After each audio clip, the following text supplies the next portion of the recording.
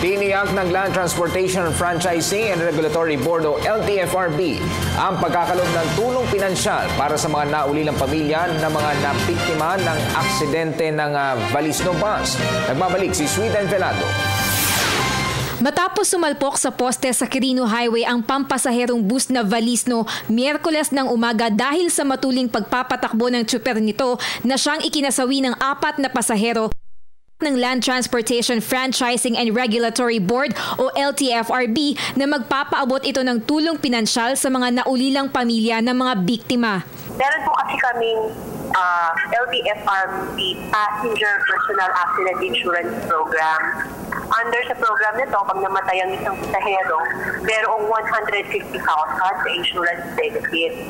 Ang problema nga lang ngayon, as it turned out, na hindi pala rehistrado sa LTO itong bus na to. Definitely, that will cause a problem doon sa insurance. Pero nagpadala naman ng sulat ang insurer, LTFRB chairman, kahapon, yung PAMI, na bibigyan nila ng financial assistance. Upang maproseso ang financial assistance, kailangan lamang isumite ng mga pamilya ang death certificate ng kaanak at police report.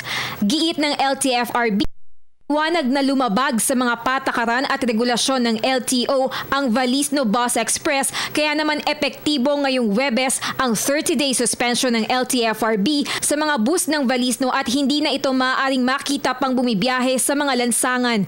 Ipinaliwanag naman ni Attorney Salada na pagkatapos ng 30 araw, after 30 days, kailangan mag-submit sila ng mga documentary requirements na nire-require namin. Ito yung katunayan na nagsagawa sila ng roadworthiness inspection.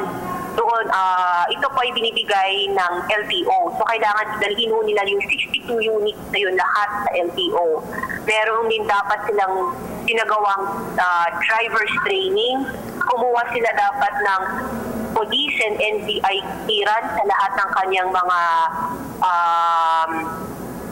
drivers and conductors. Meron din dapat drug test. Kung day suspension at bumiyahe ulit ang mga pampasaherong bus nang hindi pa tumutupad sa mga kondisyon ng LTFRB, ay maaaring kanselahin na ng tuluyan ang prangkisa ng Valisno Bus Company. Sa huli, muling pinaalalahanan ng LTFRB ang mga tsuper ng mga pampublikong sasakyan na maging maingat sa pagmamaneho dahil nakasalalay sa kanila hindi lang ang mga buhay ng kanilang mga pasahero kundi maging ang sa kanila mismo.